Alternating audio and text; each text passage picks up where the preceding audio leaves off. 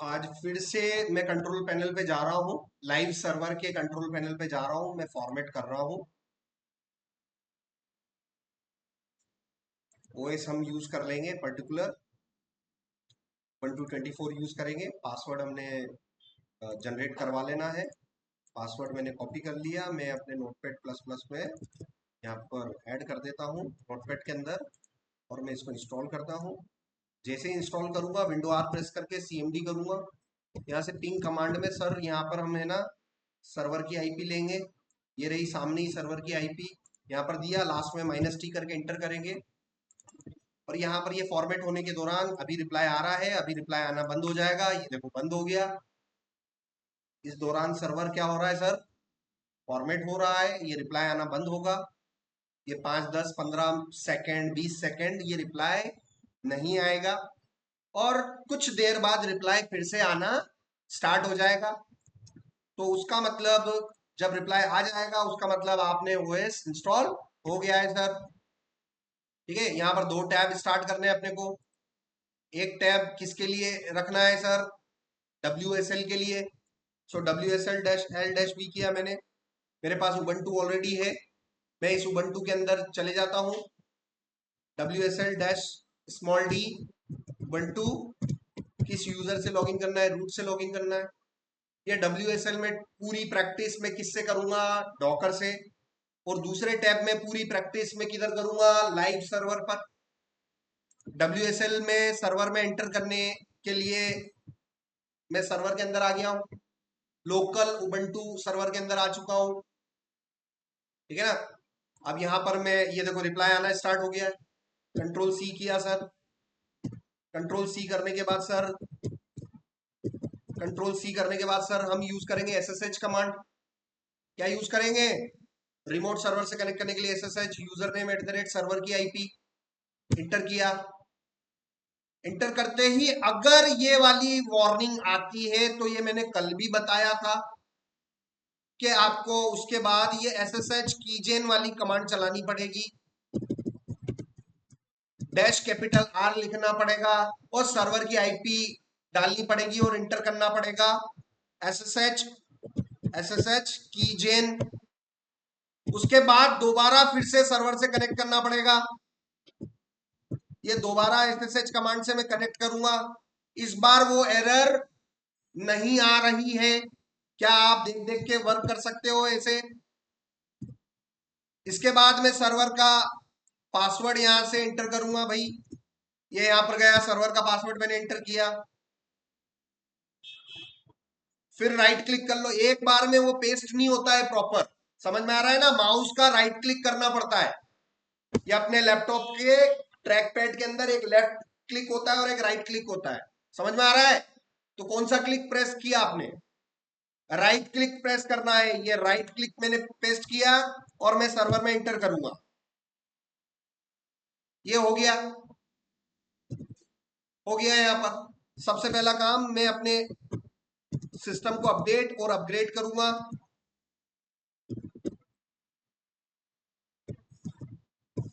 और मैं पीपीटी के अंदर जाके इंस्ट्रक्शन वाली फाइल ढूंढ लेता हूं। इंस्ट्रक्शंस जिसमें मुझे क्या मिल जाएगा? डॉकर और डॉकर कंपोज इंस्टॉल करने की बहुत सारी कमांड्स मिल जाएंगी। कुछ इंस्ट्रक्शन मिल जाएंगे जिसको मेमोराइज करना मेरे लिए तो भाई असंभव है। मैं हमेशा क्या करता हूं भाई? कॉपी करता हूं और पेस्ट करता हूं। ठीक है ना? और ये यहां से कॉपी किया, ये पेस्ट किया। अब इतना मुझे पता है कि भाई इन इंस्ट्रक्शन से मुझे लेटेस्ट डॉकर मिल जाएगा और लेटेस्ट डॉकर कंपोज मिल जाएगा, जो कि मैंडेटरी है भाई काय के लिए? क्यूबरनेटिस के लिए। उसके बाद आप अपना क्यूबरनेटिस के आर्किटेक्चर पर आ जाओ। शीट नंबर लगभग 578 के आसपास। ठीक है, और हम अपना इंस्टॉल करेंगे।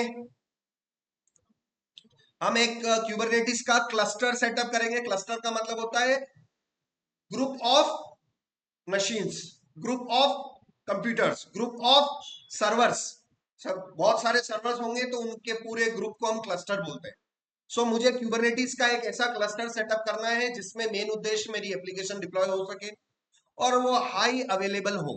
हाई अवेलेबल मतलब किसी भी रीजन से मेरी एप्लीकेशन 1 सेकंड के लिए भी बंद नहीं होनी चाहिए, क्योंकि भाई डेवऑप इंजीनियर का काम ही यही है कि तुम ऐसा कुछ कर दो कि आपकी एप्लीकेशन लाइफ में कभी भी 1 सेकंड के लिए भी डाउन ना हो।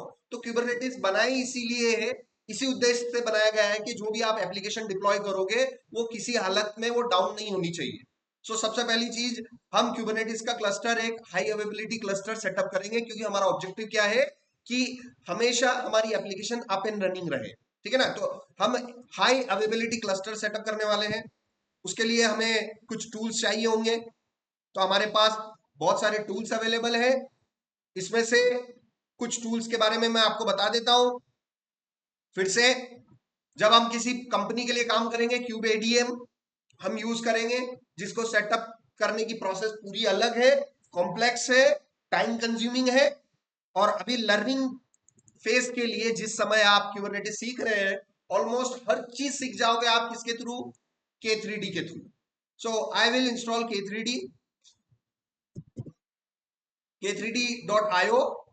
ये किसने डेवलप किया, रेंचर लैब्स ने। ठीक है, रेंचर लैब्स पर आप जाएंगे, रेंचर लैब्स। ठीक है, रेंचर लैब्स ने किसको डेवलप किया, इसको डेवलप किया। मैं यहाँ पे कर्ल कमांड लिया, मैंने पर्टिकुलर कर्ल कमांड लिया, मैंने कॉपी किया। अब भाई मैं कमांड याद नहीं करनी है अपने को, ठीक है, कोई भी मेमोराइज नहीं कर सकता है, जस्ट हमें कॉपी पेस्ट करना है। Now what we want to do, we want to set up a cluster, but that cluster has to be HA, high availability cluster. And for high availability cluster, we need at least two control plane. The first control plane in a Kubernetes cluster, there are mainly two components. One is control plane and second is worker node. Worker node can be any number not more than 5,000. ठीक है ना, we can have 3 worker node, we can have 5,000 worker nodes. We can have one control panel. It is called not panel but plane. In short, we call it as CP, control plane. So in a high availability cluster, we need at least 2 or 3 control planes. And in K3D, this is called server and agents. Control plane is called server and worker nodes is called agents. So let's create a high availability cluster. Let's create a high availability cluster with the help of K3D. So the command is here, K3D cluster create and my cluster. So let's create the cluster K3D cluster create my cluster. You can name whatever you want, and here S stand for control plane. So how many control planes you need? If you have only one control plane and if it is down, then there is no way you can interact with your Kubernetes cluster. So at least for a high availability cluster, you need 2 control planes. You need 2 servers in K3D. So I will use 2 servers. And how many agents or worker node you need? So for that, you need to consider an example of office environment. In an office, we have a boss, we have a manager, and we have some employees whose task is to work for the company. Okay, so let's create some agents, and the number of agents are 3.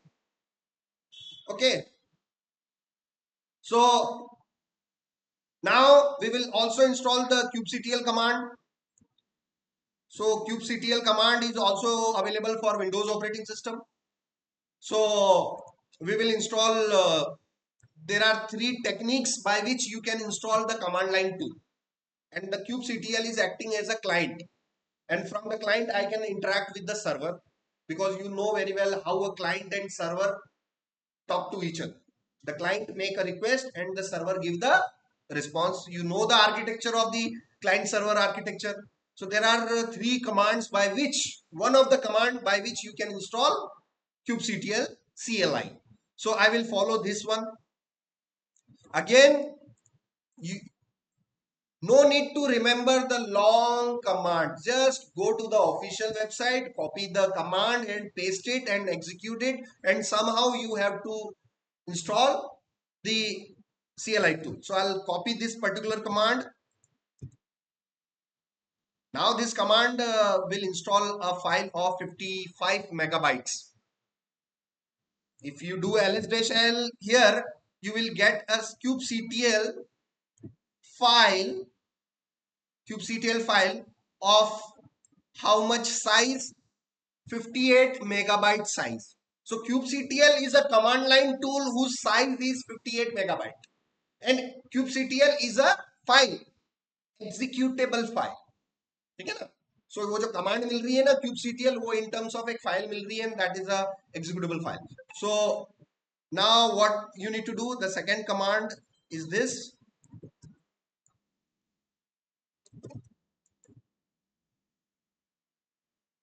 Now again do ls-l. You will get a SHA file. You will get a kubectl file of how much size? 58 megabyte. You will also get kubectl SHA-256 file, and this file will be used for checking the hash, whether you are getting the original kubectl or some fake file. So this file is mandatory to check whether the file which you have get from some link, internet link, you have get the original authenticate file or some hacked version of the file. क्योंकि kubectl command interact करेगा cluster से, और file में ही किसी ने छेड़खानी करके internet पे डाउनलोड कर दिया और वही फाइल आपने कर लिया और अपने क्लस्टर से इंटरेक्ट कर लिया, तो your Kubernetes cluster will be compromised. Compromise का मतलब समझते हो? सर्वर कॉम्प्रोमाइज हो जाते हैं, इसका मतलब क्या है? सर्वर हैक हो जाते हैं. सो ये पूरी टेक्निक है जिसके थ्रू आप ये चेक कर रहे हो, उस पर्टिकुलर फाइल का हैश चेक कर रहे हो. I am getting kubectl with OK. This OK means this kubectl command is a official file which has not been tampered.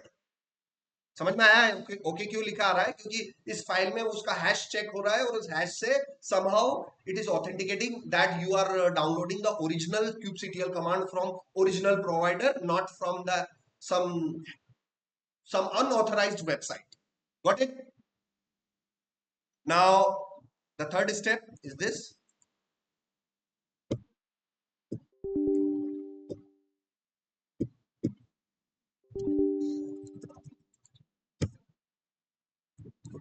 And fourth,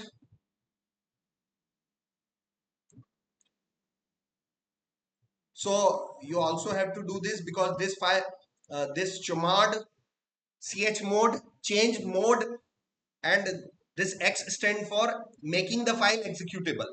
Making the file executable. Because if you do ls-al here, you will see that kubectl command right now have not a proper executable permissions. Because kubectl is a command, it has to be in executable format. So you need a formula, you need a permission string rwx, read, write, and executable. So this command will make your kubectl command executable. So if you paste here, and do again ls-l here, you will see the difference. Previously it was rw dash and right now it is rwx. समझ में आ गया कि भाई वो उस file को हमें क्या करना पड़ रहा है? एग्जीक्यूटेबल बनाना पड़ रहा है, because we need to use that file. So ये ग्रीन भी हो गया, ये देखो, मतलब पूरी फाइल हमारी बन गई एग्जीक्यूटेबल. तो भाई कुल मिला के ये सारा ही आप उसको पूरा कर दो. ये भी हो गया. फाइनली बस आपने ये फॉलो किया, ठीक है, हो गया पूरा. अब यहां से हम kubectl get notes. अब kubectl is a command line tool. Diagram पर आते हैं kubectl के. इस पे डेली डिस्कस करेंगे, अलग अलग डायग्राम से डिस्कस करेंगे, जिससे हमें आर्किटेक्चर की और समझ होगी. एक ही दिन में मुझे भी कभी समझ में नहीं आया था, मैंने भी कॉन्टिन्यूस रीड किया, कॉन्टिन्यूस समझा, अलग अलग आर्टिकल्स पढ़े, धीरे धीरे अंडरस्टैंडिंग होती है. तो इसीलिए धीरे धीरे हम अंडरस्टैंडिंग करेंगे. यहां पर बैठा हूं मैं, डेवलपर या क्यूबरनेटिस क्लस्टर को ऑपरेट करने वाला कौन? Engineer, DevOp engineer. यहां पर आप बैठे हुए हो और आप चला रहे हो कौन सी कमांड? kubectl. और kubectl will directly communicate with the API server. ठीक है. सो यहां पर देखिए, जैसे ही मैं kubectl चलाऊंगा तो मैं किससे बातचीत कर रहा हूं? डायरेक्टली अपने सर्वर के कंट्रोल प्लेन से बात करूंगा. है ना, क्योंकि एपीआई सर्वर होता कहां पर है, कंट्रोल प्लेन पर। तो अब मैं kubectl गेट नोड्स किया, तो सबसे पहले मैं ये देख लेता हूं कि भाई मेरे पास कंट्रोल प्लेन अभी कितने हैं, दो, सर्वर 0 एंड सर्वर 1। ये मेरे क्या है, इस आर्किटेक्चर का कौन सा पार्ट है, मेरा कंट्रोल प्लेन। तो मेरे पास कंट्रोल प्लेन दो है, और ये इस डायग्राम के हिसाब से वर्कर नोड मेरे पास कितने आ रहे हैं, मेरे पास दो वर्कर नोड है। समझ में आ रहा है। और ऑफिस का नियम क्या है भाई, कि कंपनी बॉस के पास कोई भी काम आता है तो बॉस करता है कि एम्प्लॉइज करते हैं, एम्प्लॉइज करते हैं। ये रूल आपको पता है भाई, एम्प्लॉइज, कंपनी क्यों हायर करती है एम्प्लॉइज को, क्योंकि उनसे काम करवाया जा सके, एक्चुअल काम किया जा सके। और यहाँ पर क्यूबरनेटिस का काम क्या है भाई, एप्लीकेशन को डिप्लॉय करना। डॉकर के अंदर, डॉकर का काम क्या था कि एप्लीकेशन को डॉकर कंटेनर में रख के डॉकर कंटेनर को रन करना और उसको लॉन्च करना। यहाँ पर क्यूबरनेटिस में हमारा ऑब्जेक्टिव क्या है, एप्लीकेशन को पॉड के अंदर रख के पॉड को लॉन्च करना। सो दैट इज द ऑब्जेक्टिव। अब यहाँ पर वो जो पॉड लॉन्च होगा वो एजेंट 0 में होगा, या फिर एजेंट 1 में होगा और एजेंट 2 में होगा। ठीक है ना। ये हमारा काम है कि उस एप्लीकेशन को हमें यहाँ डिप्लॉय करना है। अब यहाँ पर आप देखो, एपीआई सर्वर में एक पार्ट लिंक्ड है शेड्यूलर का। तो जब भी आप kubectl से कोई कमांड चलाओगे, सबसे पहले वो एपीआई को जाएगी, एपीआई से वो शेड्यूलर को जाएगी, और फिर शेड्यूलर उसको किस वर्कर नोड पर हमें उसको करना है वो हमें यहाँ पर डिसाइड करेगा। सो यहाँ पर हम आए, kubectl रन। अब अगेन फॉर्मूला यहाँ पर देख लेते हैं, kubectl रन,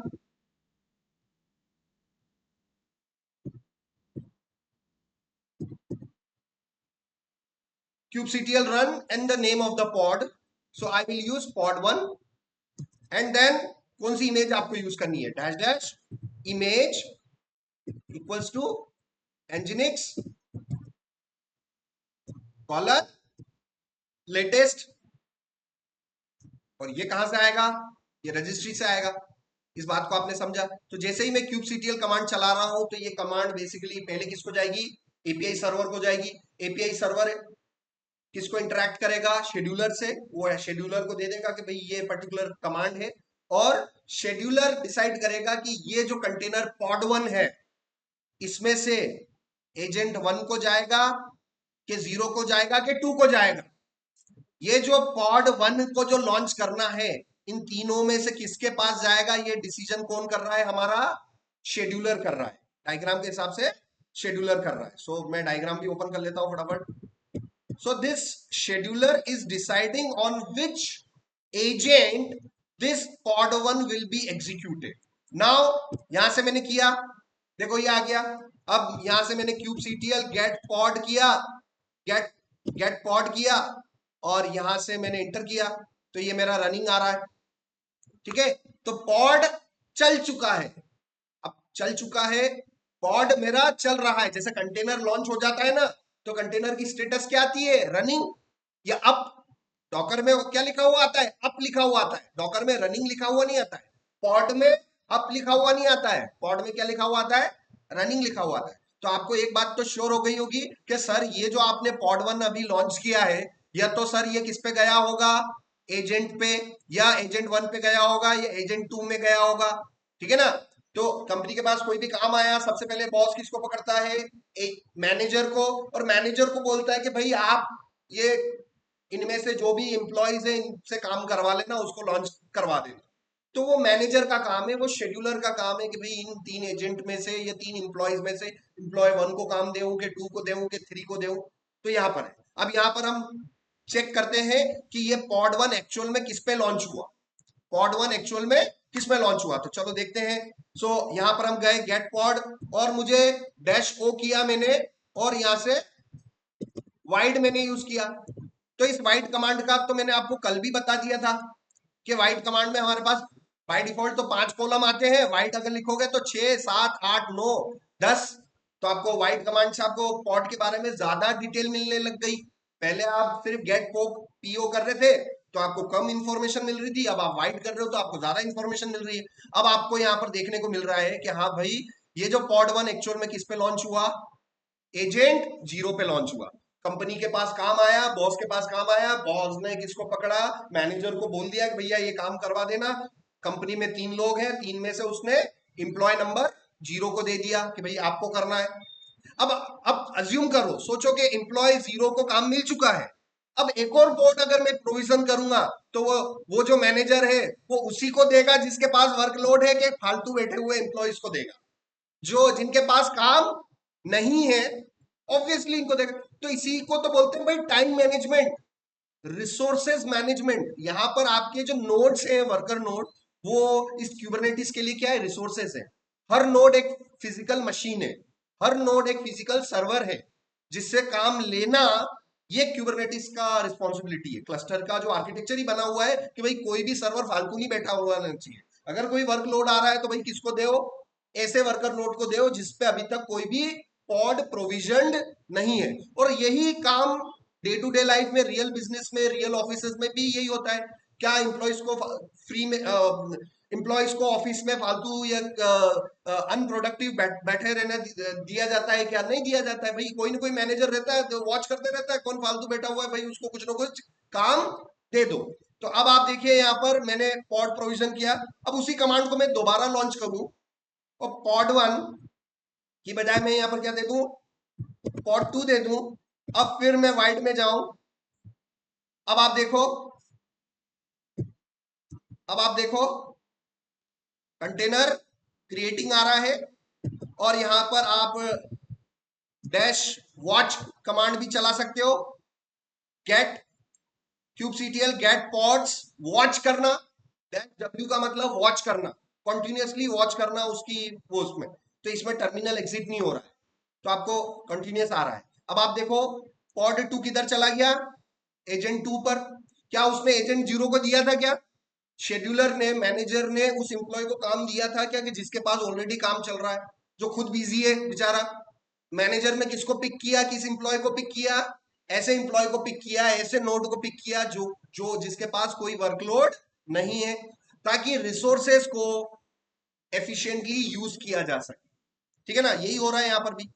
समझ में आ गया? उसने एजेंट 1 को पिक कर लिया। चलो और जाते हैं, यहाँ पर कंट्रोल सी किया। अब आते हैं, मैंने एक और पॉड प्रोविजन कर दिया, मैंने एक और पॉड प्रोविजन कर दिया। अब बताओ ये पॉड नंबर 3 किस पर जाएगा? बचे हुए एजेंट पर जाएगा। यहां पर हम गए और यहां पर मैंने इसको किया पर्टिकुलर, और यहां पर आप देखना पॉड 3 ये अभी कंटेनर क्रिएट हो रहा है और मैं टर्मिनल से बाहर नहीं हूं, और देखो रनिंग में आ गया, ये रनिंग में आ गया। और ये किस पर प्रोविजन हुआ?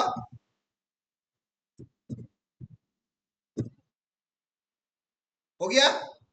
सो पॉड 1 गया 0 पर, पॉड 2 गया एजेंट पर, और पॉड 3 गया एजेंट 2 पर।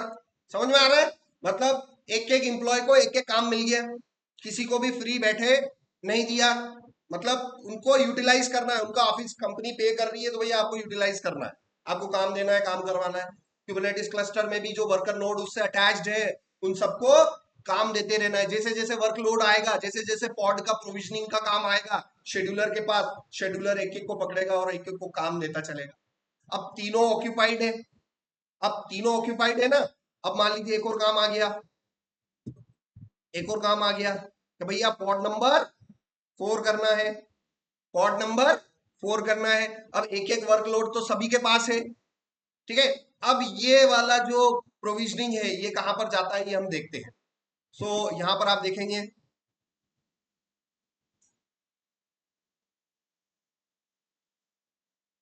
ये यहां पर चला गया, एजेंट 1 पे चला गया, ठीक है। तो ये उस मैनेजर का काम है कि भैया किसको वो देना है, वो दे देगा। कि रैंडम ऐसा नहीं है कि हर बार ही वो 1 को लेगा, कभी कभी रैंडमली किसी को भी पिक कर लेगा कि यार तीनों तीनों के पास, तुम तीनों के पास इक्वल काम है, अब मेरे पास चौथा काम आ गया तो मैं रैंडमली किसी को भी दे दूंगा। ठीक है ना, उसने रैंडमली किसी एक एजेंट को पकड़ा और ये प्रोविजनिंग का काम दे दिया। समझ में आ रहा है? चल, अब मैं इस क्लस्टर को डिलीट कर रहा हूं। अब मैं आपको बोलूं कि मेरे पास एक ऐसा क्लस्टर है जिसके अंदर 3 इंप्लॉइज है, और एक इंप्लॉइज कुछ स्पेशल है मेरा, कि जो भाई वो काम नहीं करेगा, उसका कोई काम नहीं करेगा, वो उसको कोई प्रोविजनिंग का काम नहीं देना है। तो क्यूबरनेटिस के अंदर ऐसी कौन सी सेटिंग है जिसमें आप पर्टिकुलर किसी नोड को आप बोल सकते हो कि भैया ये कोई भी प्रोविजन का काम आएगा तो बाकी सबको दे देना, मगर शुभम को मत देना। Is a special candidate, a special node. And this node is reserved from for some other work. भाई शुभम जो है मेरे ऑफिस के अंदर एक स्पेशल बंदा है जिसका कुछ स्पेशल काम है, वो अभी नहीं है, वो काम जब आएगा तब मैं दूंगा। बाकी जो नॉर्मल काम आ रहा है पॉड प्रोविजनिंग का, एप्लीकेशन प्रोविजनिंग का, दूसरों को दे दो मगर उसको मत दे। सो ये चीज भी पॉसिबल यहाँ पर है क्यूबरनेटिस क्लस्टर के अंदर। सो राइट नाउ यहाँ पर हम क्या कर लेते हैं, क्लस्टर को भी आप डिस्ट्रॉय कर सकते हैं या फिर जो पॉड प्रोविजन है उनको भी आप डिलीट कर सकते हो ताकि मेरे वर्कर नोड क्या हो जाए, फ्री हो जाए। सो kubectl गेट पॉड किया मैंने, आप देखिए मेरे कितने पॉड चल रहे हैं, 4 पॉड चल रहे हैं। सो मैं इनको kubectl डिलीट पॉड और pod name pod 1 space pod 2 space pod 3 space pod 4। तो kubectl डिलीट कमांड से मैं क्या कर सकता हूं, मैं पॉड्स को डिलीट कर सकता हूं। अब इसी का कंपैरिजन आप उधर करो, तो उधर आप क्या करते थे, डॉकर कंटेनर rm करते थे और कंटेनर नेम यूज करते थे। अब यहां पर आपका क्या हो गया, kubectl delete pod and then the pod name. तो कहीं से कहीं तक दोनों कमांडें मैच नहीं हो रही है, तो आपको थोड़ा सा कंपेयर कर करके भी टाइम टू टाइम करना चाहिए। सो मैंने ये सारे पॉड्स डिलीट कर दिए। अब kubectl गेट पॉड किया, kubectl गेट पॉड, एक भी पॉड प्रोविजन नहीं है। और kubectl गेट नोड्स किया मैंने, kubectl मेरे पास 3 एजेंट है, मेरे पास ऑफिस के अंदर विजय है, पलक है एंड शुभम है। अब शुभम मेरे लिए स्पेशल कैंडिडेट है, शुभम मेरे ऑफिस आवर में आता है मगर मैं इससे कुछ काम नहीं करवाना चाहता हूं क्योंकि ये एक स्पेशल बंदा है, ये स्पेशल मेरा एम्प्लॉय है और इसको मैं कुछ अलग से टास्क दूंगा बाद में जब कोई स्पेशल काम आएगा कंपनी के। So we want to assign a particular agent some label that scheduler manager will know that I need to assign the provisioning task everyone except Shubham. तो मैनेजर को ऐसा कुछ इंस्ट्रक्शन मिलेगा कि पर्टिकुलर नोड को छोड़ के बाकी सबको प्रोविजनिंग का काम दे सकते, ठीक है। तो मेरी कंपनी के पास काम आया, मैंने किसको दे दिया, मैनेजर को दिया, और मैनेजर के पास एक लिस्ट होगी जिसमें ऐसे नोट्स की जानकारी होगी, ऐसे इंप्लॉइज की जानकारी होगी कि भाई सबको काम देना है मगर इसको नहीं देना है, ठीक है ना, क्योंकि किसने बोला है, बॉस ने बोला है। समझ में आ रहा है। तो कुछ चीजें आप ऐसे रियल वर्ल्ड से समझोगे ना तो क्यूबरनेटिस को समझ जाओगे, और सिर्फ टेक्निकल चीजों में घुसे रहोगे, रियल वर्ल्ड से चीजें अपने आप को, अपनी जो चीजें आप सीख रहे हो अगर उसको डेली लाइफ से, डेली चीजों से अगर कनेक्ट करोगे तो थोड़ा इजी समझ में आने लग जाएगा कि यार रियल वर्ल्ड में भी ऐसा ही होता है। तो ये सबसे बेस्ट एग्जाम्पल है, ठीक है ना। तो मैं चाहता हूँ कि भैया ये एजेंट 2 जो है ये मेरा ऑफिस का एम्प्लॉय नंबर 3 है, शुभम है, और ये मेरे लिए स्पेशल है। बॉस ने कह दिया कि भैया ये इसको काम मत देना, बाकी सबको दे देना। बाकी दो कौन, एजेंट 0 और एजेंट 1। तो इसके लिए अब हमें इस एजेंट 2 को एक ऐसा लेबल असाइन करना पड़ेगा ताकि मैनेजर को ये पता चल जाए कि भाई इसको नहीं देना है, बाकी सबको काम का, प्रोविजनिंग का लोड देना है। सो वहां पर हम आते हैं इस बात पर, ठीक है। ये डायग्राम्स भी मैंने आपको बता रखे हैं।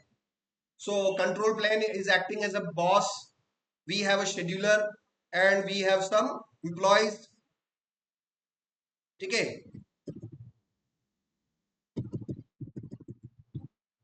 सो नाउ टेंटिंग एंड कॉर्डोनिंग, ठीक है। अगर किसी नोड को आपने टेंटिंग दे दिया या कॉर्डोनिंग दे दिया तो इन दोनों का मतलब ये होता है कि उस पर्टिकुलर नोड पे कोई भी वर्कलोड असाइन नहीं करना है, ठीक है। सो यहां पर टेंटिंग और कॉर्डोनिंग दोनों का मतलब अलग अलग है बट काम एक ही है कि एक वो जो स्पेशल लेबल बोला था ना कि यार इसको स्पेशल लेबल दे दो, इसको काम नहीं देना है।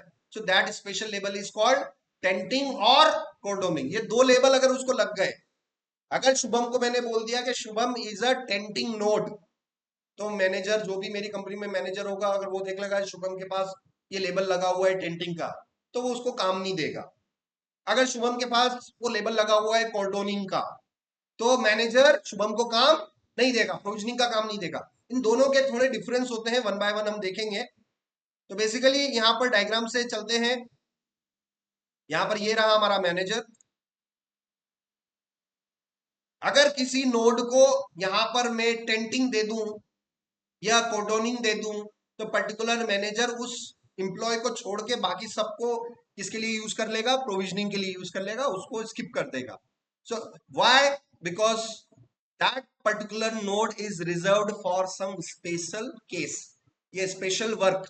अब ये स्पेशल वर्क क्या होगा ये आगे मैं बात करूंगा, बट ये आपको चीज समझ में आ गई होगी कि कभी भी किसी नोड को अगर मुझे रेस्ट्रिक्ट करना है कि भैया पॉड इस पे नहीं जाना चाहिए, तो उसके लिए हमें क्या लगाना पड़ेगा, हमें लगाना पड़ेगा टेंटिंग एंड कॉर्डोनिंग।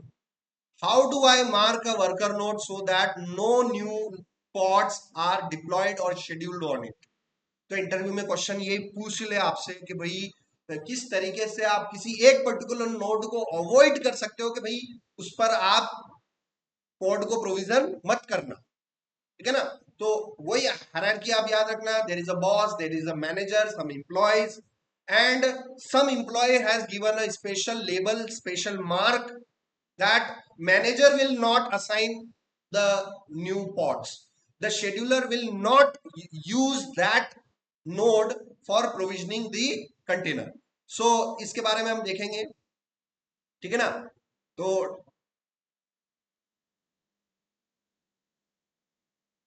ठीक है ना, सबसे पहली बात हम कर लेते हैं टेंट का।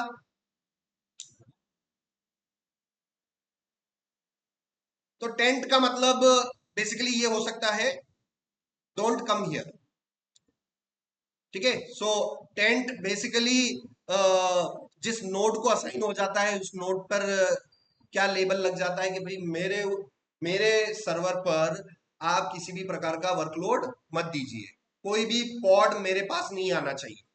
डोंट कम हियर का मतलब कोई भी नोड, शुभम क्या बोलेगा, कोई भी नोड मेरे पास, कोई भी पॉड मेरे पास नहीं आना चाहिए, ठीक है ना। So how to taint a worker node. अब मेरे पास 3 वर्कर नोड है, वर्कर नोड 1 2 3। यहां पर आप देखेंगे, इसको आप इससे करो एजेंट 0, एजेंट 1 और एजेंट 2, जिसमें से मैं किसको बनाना चाहता हूं, एजेंट 2 को स्पेशल मार्क देना चाहता हूं, ताकि जब भी मैं कोई नया पोर्ट प्रोविजन करूंगा तो वर्कर 2 उसमें से एक्सक्लूडेड रहेगा, उसको पोर्ट प्रोविजन नहीं होगा। सो उसके लिए सिंटेक्स है kubectl टेंट नोड और नोड की आईडी, ये नोड का नेम। तो नोड का नेम आपको यहाँ पर पता चल ही रहा है, ये देखो ये नेम, ये क्या है, ये क्या है, ये सारे नोड के नेम है, जिसमें से मुझे नोड को किसको एक्सक्लूड करना है, 2 को, एजेंट 2 को।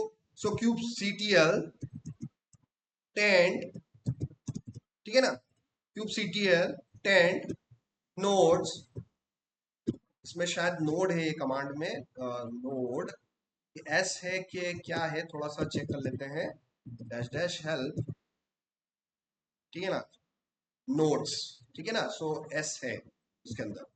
सो kubectl टेंट नोड्स और नोड का नाम।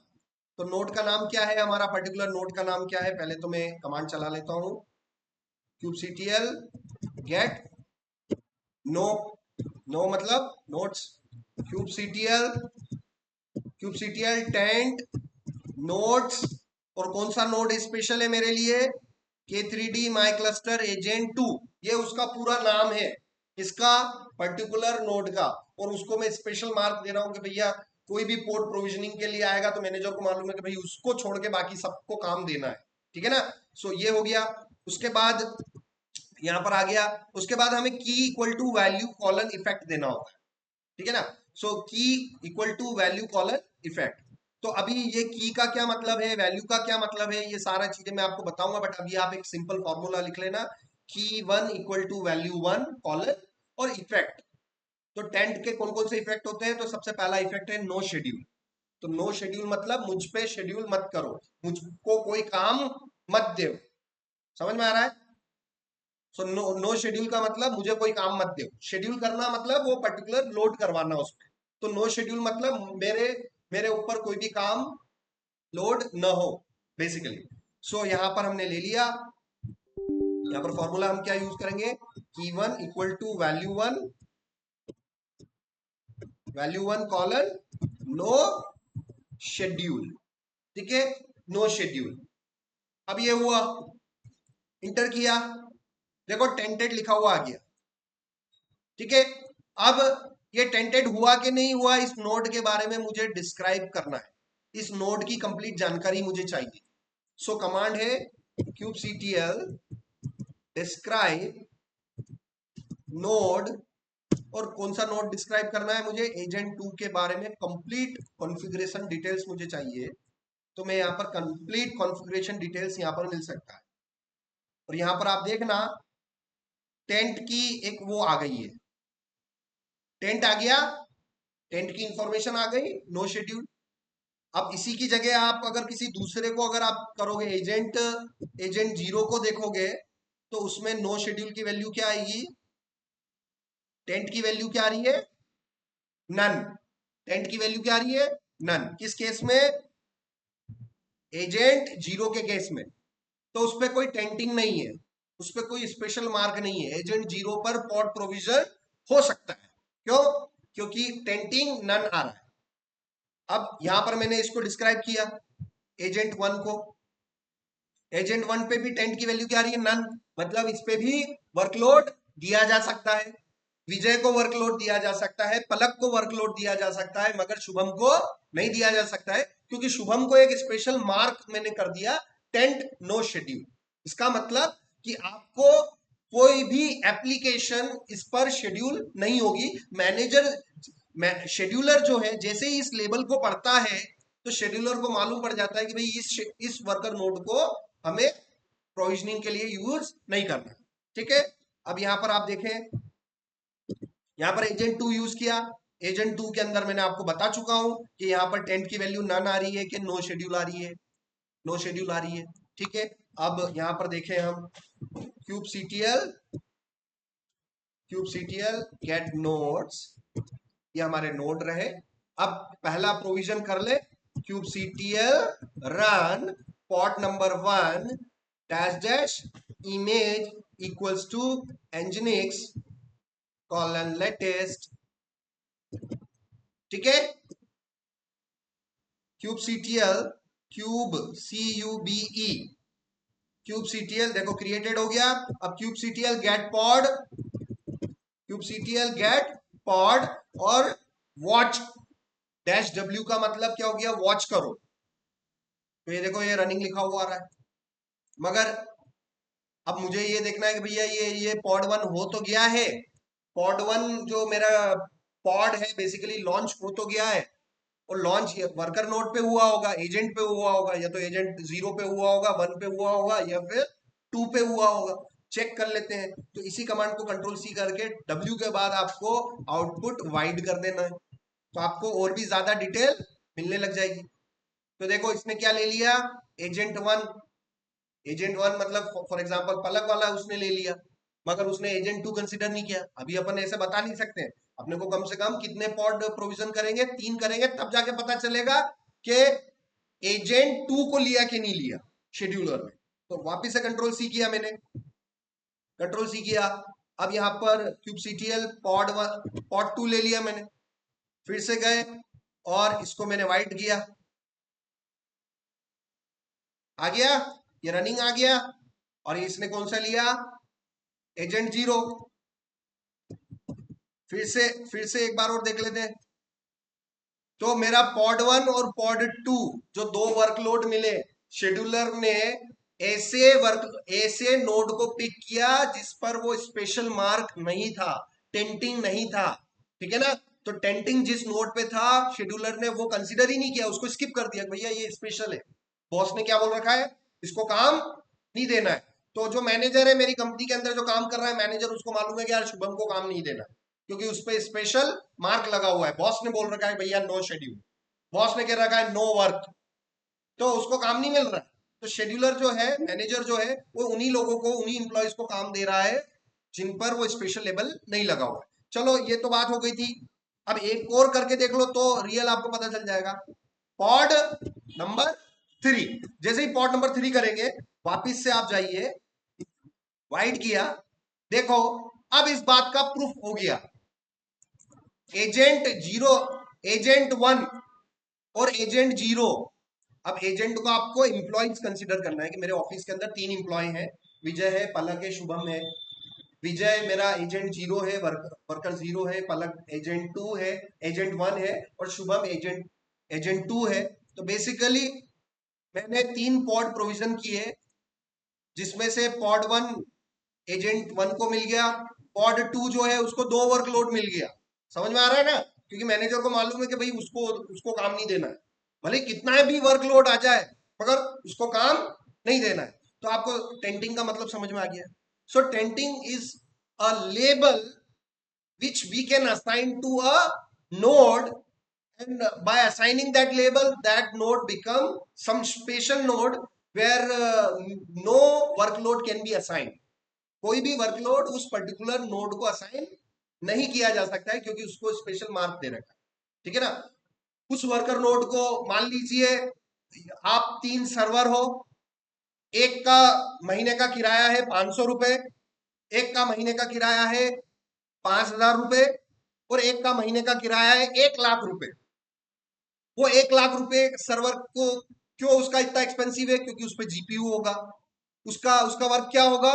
मशीन लर्निंग एप्लीकेशंस के वर्कलोड को हैंडल करना। मशीन लर्निंग की जो एप्लीकेशंस होती है, जिनको high computing power, high GPU power चाहिए, तो शुभम का काम क्या है? हाई, जिसपे कंप्यूटिंग पावर है, ग्राफिक पावर है, उन एप्लीकेशन को डिप्लॉय करना। अब एनजीनिक्स जैसी जो छोटी सी एप्लीकेशन है, वो छोटा सा काम एक बाहुबली को मैं दे दूं तो वो अच्छी बात नहीं है। तो बात यही हो गई कि मैंने उसको स्पेशल रिजर्व कर लिया कि भैया छोटी मोटी इंजीनियर्स ने, अपाचे ने, पपाचे जैसी छोटी मोटी काम आए तो बाहुबली को काम नहीं देना है, बाहुबली को उसके लेवल का काम देना है। समझ में आया? जब मेरे पास मशीन लर्निंग की कुछ एप्लीकेशन होगी, मैं डीप सीक प्रोविजन करूंगा, मुझे एलएलएम मॉडल लॉन्च करवाना है, तो मैं छोटे मोटे सर्वर पे नहीं लेऊंगा, एंट्री लेवल के सर्वर को कंसीडर नहीं करूंगा, मैं ऐसे ऐसे सर्वर को कंसीडर करूंगा जो कैपेबल है, जिसपे ग्राफिक पावर है, जिसका कॉस्टिंग भी बहुत ज्यादा है। उस बहुत एक्सपेंसिव सर्वर को मैं छोटी मोटी एप्लीकेशन डिप्लॉय करके उसको वेस्ट नहीं करूंगा। समझ में आ रहा है ना? तो ये सारे डिसीजन वहां लिए जाते हैं। ठीक है? तो किस वर्कर नोड का क्या कॉन्फ़िगरेशन है? आप तीनों वर्कर नोड है, आपके पास 4 GB की रैम है, आपके पास 8 GB की रैम है, और उसके पास 512 GB की रैम है, आपके पास 100 GB की हार्ड डिस्क है, आपके पास 1000 GB की हार्ड डिस्क है, उसके पास 10,000 GB की हार्ड डिस्क है। तो समझ में आ रहा है ना?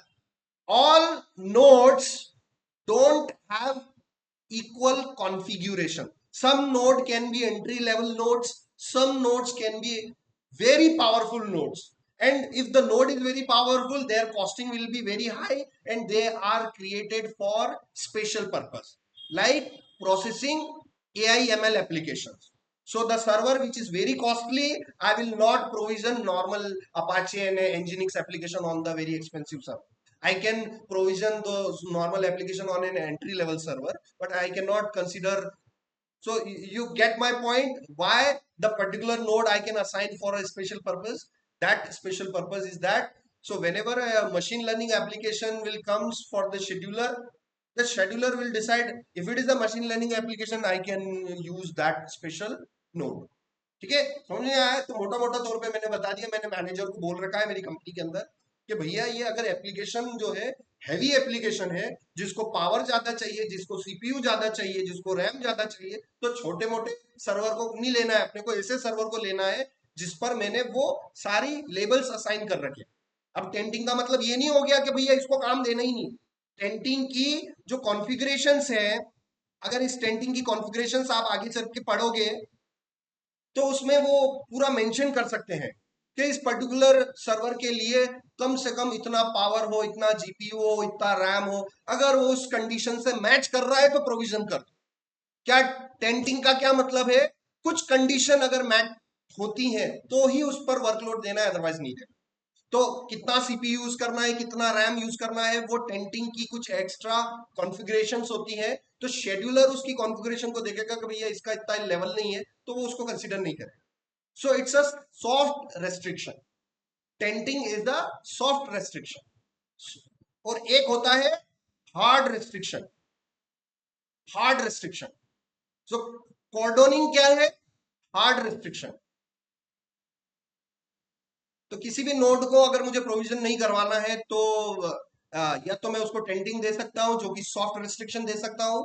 सॉफ्ट रिस्ट्रिक्शन का मतलब है कि कंडीशन बेसिस चेक करेगा कि भैया उसको काम देना है कि नहीं देना।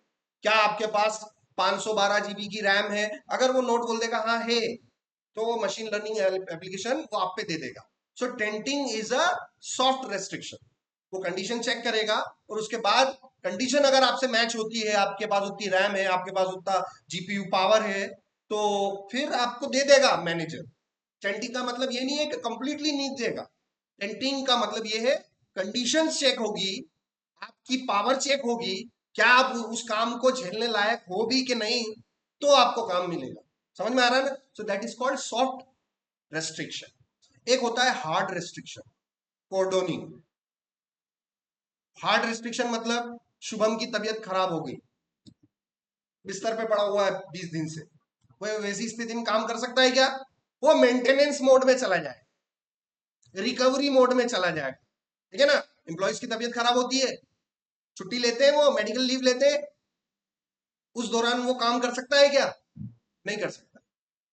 तो दो कंडीशन हो गई। ऑफिस के अंदर एक बंदा है जिसको हमने स्पेशल टैग दे रखे हैं कि भैया अगर इस लेवल का काम आया तो शुभम को देना है, अगर छोटे मोटे लेवल का काम है तो भैया, जैसे एक्सपीरियंस लोग होते हैं ना कंपनी के अंदर, एक फ्रेशर होते हैं और एक्सपीरियंस होते हैं। अगर छोटा लेवल का काम हो गया तो एक्सपीरियंस को देते हैं कि भैया फ्रेशर को देते। तो tainting is something like some conditions, if you met that condition then it will go for the experienced candidate। समझ में आ रहा है? तो एक बात तो ये हो गई कि आप कंपनी के अंदर एक एम्प्लॉय है जिसको स्पेशल टैग लिखा हुआ है कि भाई अगर उस लेवल का काम आया तो आपको देना है, नहीं तो आपको फ्री रखना है। ठीक है ना? एक बात तो ये हो गई। एक बात ये हो गई कि भैया एक कंपनी के अंदर एक एम्प्लॉय है जो कि he went to fail, he went to fail ill, वो बीमार हो गया। तो उस कंडीशन में वो काम करने की स्थिति में नहीं है। बीमार होने का मतलब इंफ्रास्ट्रक्चर में होता है मेंटेनेंस मोड। हो सकता है उस सर्वर पे हार्ड डिस्क हम बढ़ा रहे हो, तो उस दौरान वो सर्वर काम करने लायक नहीं होगा। So while the infrastructure, while a worker node is in maintenance mode, which kind of restriction I can assign that no new pod can be provisioned on this particular node? Cordon, कॉर्डोनिंग। समझ में आ रहा है? सो कॉर्डोनिंग हम कहाँ use करेंगे? जब उस server का क्या चल रहा हो, मेंटेनेंस चल रहा हो, रिकवरी चल रहा हो, बेचारा उस स्थिति में नहीं हो काम करने की स्थिति में, तब मैं उसको कॉर्डोनिंग दे दूंगा। तो भैया जब तक ये ठीक होके नहीं आता है तब तक इसको काम मत देना। और एक कंडीशन क्या हो गई कंपनी के अंदर कि भैया ये बहुत हाईली स्किल्ड बंदा है, ये स्किल्ड एम्प्लॉय है, इसको छोटे मोटे लेवल का काम नहीं देना है, इसको इसके लेवल का काम देना है। तो मैनेजर वो देखेगा पहले ये काम किस लेवल का है। ये बहुत छोटे मोटे लेवल का है तो नॉर्मल इंप्लॉइज को पकड़ लेगा, और काम का लेवल देखेगा यार ये बहुत हैवी काम है, इसमें जीपीयू ज्यादा लग रहा है, इसमें सीपीयू ज्यादा लग रहा है, रैम ज्यादा लग रही है, तो भैया इसको हैंडल करने वाला वही बंदा है, तब जाके उसको वो देगा। सो टेंटिंग जो है बेसिकली सॉफ्ट रेस्ट्रिक्शन है। सॉफ्ट रेस्ट्रिक्शन मतलब बाईपास किया जा सकता है कि अगर उसकी कंडीशन मैट होती है तो काम दे देंगे, ऐसा नहीं है कि असंभव है काम देना। टेंटिंग में काम दे दिया जा सकता है बट कंडीशन कंप्लीट होनी चाहिए। कॉर्डोनिंग में पूरा मेंटेनेंस पर चलता है। सो थोड़ा सा मैं जीपीटी में बता दूं। सो जीपीटी मैंने लिया, डिफरेंस बिटवीन थोड़ा सा हम देख लेते हैं। So what is the difference between tainting and cordoning? So Kubernetes के अंदर टेंटिंग और कॉर्डोनिंग का एक चार्ट आ जाएगा हमारे पास। चार्ट से हम देख सकते हैं core difference.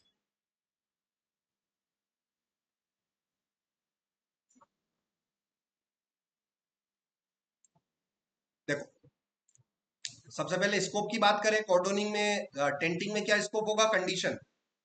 Conditional rule basis. ठीक है ना? वो रूल्स मैंने आपको बता दिए कि भैया आपके पास उतना पावर है कि नहीं है, उतना जीपीयू पावर है कि नहीं है, वो आप उतने कैपेबल हो कि नहीं हो हैवी काम करने के लिए, तो ये कंडीशन हो गई। कंडीशन बेसिस वर्कलोड असाइन किया जाएगा। फ्लेक्सिबिलिटी, फ्लेक्सिबिलिटी टेंटिंग में हाई होगी क्योंकि कॉन्फ़िगरेशन फाइल में लिखा हुआ रहता है। कॉन्फ़िगरेशन फाइल में अगर मैंने चेंजेस कर दिया तो फ्लेक्सिबल हो गया कि नहीं हो गया टेंटिंग देना। यूज केसेस, बस यूज केसेस की बात कर लेते हैं कि अगर कोई सर्वर मेंटेनेंस मोड में चल रहा है तो कॉर्डोनिंग हम उस पर अप्लाई कर सकते हैं। मेंटेनेंस मोड का मतलब किसी सर्वर का मेंटेनेंस मोड चल रहा है, मतलब मैं रैम बढ़ा रहा हूँ उसके अंदर, मैं हार्ड डिस्क बढ़ा रहा हूँ, और नेटवर्किंग की कुछ प्रॉब्लम फिक्स कर रहा हूँ, ऐसा कुछ काम कर रहा हूँ जिस समय वो सर्वर काम करने की स्थिति में नहीं है, उसका मेंटेनेंस चल रहा है, हो सकता है वो सर्वर अभी डाउन हो, तो बेसिकली कॉर्डोनिंग हम यूज करेंगे। सो चलिए फिर से यहां पर मैंने कर लिया, फिर से यहां पर हम क्या करते हैं,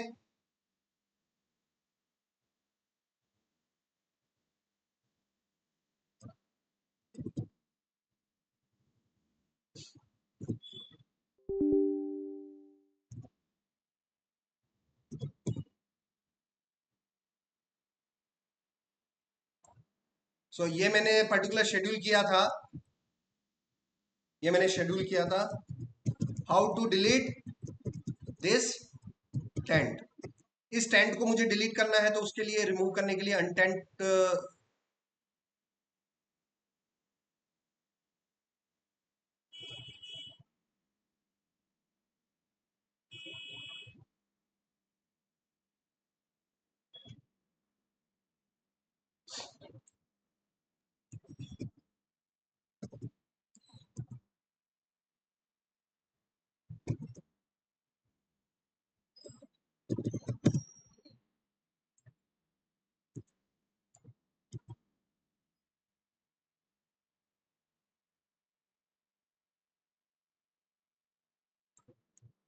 ठीक है, ये अनटेंट लिखा हुआ है वापस। तो अब मैं आपको क्या बताना चाह रहा हूँ कि आपको मेंटेनेंस मोड करना है तो कॉर्डन हमें कैसे यूज करना है।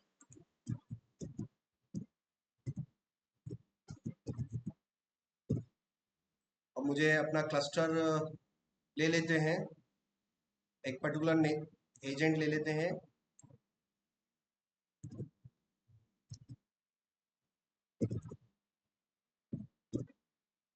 ठीक है, अब मुझे कॉर्डन यूज करना है, कॉर्डन और क्यूबसीटीएल कॉर्डन और नोड का नाम, आप सभी के अपने अपने नाम है।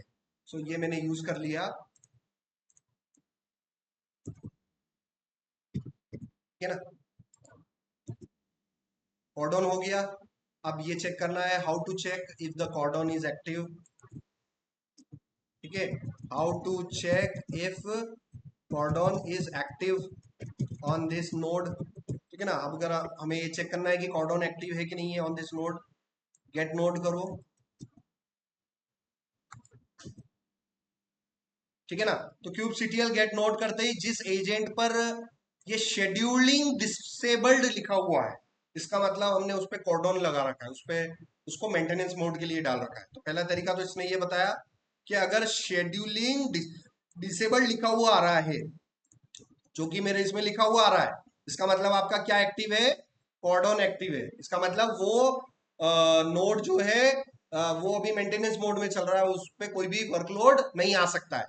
ठीक है ना, और भी डिस्क्राइब डिस्क्राइब कर सकते हो, यहां से हमने डिस्क्राइब देखा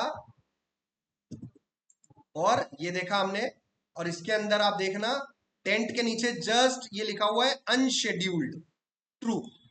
अनशेड्यूल्ड ट्रू है, इसका मतलब कॉर्डन उस पे एक्टिव है, वो अनशेड्यूल कर रखा है हमने। अनशेड्यूल मतलब उस वर्कर नोड पर कोई नोड नहीं आ सकता है। तो ये किस नोड पर मैंने कर रखा है, एजेंट 0 पर। ठीक है ना, सो यहां पर हमने देखा क्यूबसीटीएल गेट नोड्स, मेरे पास 3 नोड है। ठीक है, एजेंट 1 है, एजेंट 2 है और एजेंट 0 है। अब मेरे पास कोई भी एप्लीकेशन का काम आएगा, पॉड को प्रोविजन करना है, ये काम जाएगा मैनेजर को, शेड्यूलर को। शेड्यूलर एजेंट 0 को छोड़ देगा क्योंकि उसको लेबल हमने कॉर्डन कर दिया है, वो मेंटेनेंस मोड में चला गया, उस पर शेड्यूलिंग नहीं हो सकती। इस पर टेंटिंग नहीं है, टेंटिंग में कंडीशन होती है और कॉर्डन में कोई कंडीशन नहीं होती। कॉर्डन मतलब हार्ड रिस्ट्रिक्शन लगा दिया, भैया इस पे कुछ नहीं करना, इसको किसी स्थिति में प्रोविजन नहीं होना चाहिए। सो ये हो गया, तो चलो ये करते हैं, क्यूबसीटीएल रन पॉड 1 करो, ये मैंने प्रोविजन किया, पॉड 1 ऑलरेडी चल रहा है, क्यूबसीटीएल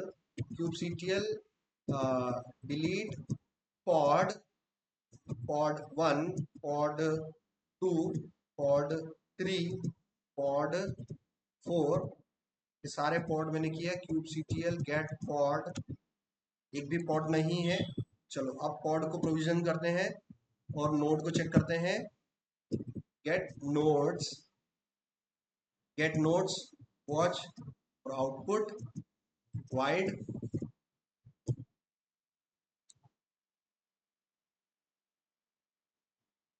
ठीक है, सो यहाँ पर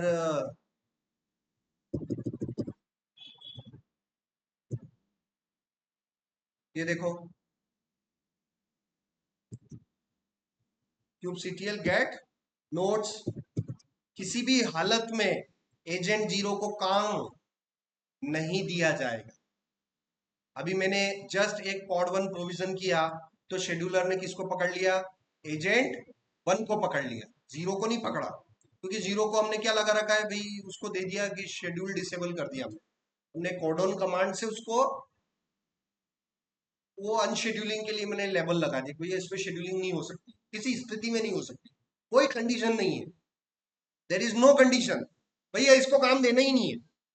एक तो बात हो गई भाई शुभम को काम देना ही नहीं है, और एक मैं बोल रहा हूँ कि भाई शुभम को नॉर्मल काम नहीं देना है, उसके लेवल का, हाई लेवल का काम देना है। तो भैया कंडीशन है कि नहीं है? एक काम में कंडीशन, एक काम में कंडीशन है ही नहीं भैया, कुछ भी हो जाए शुभम को कोई भी कुछ भी कैसा भी काम नहीं देगा।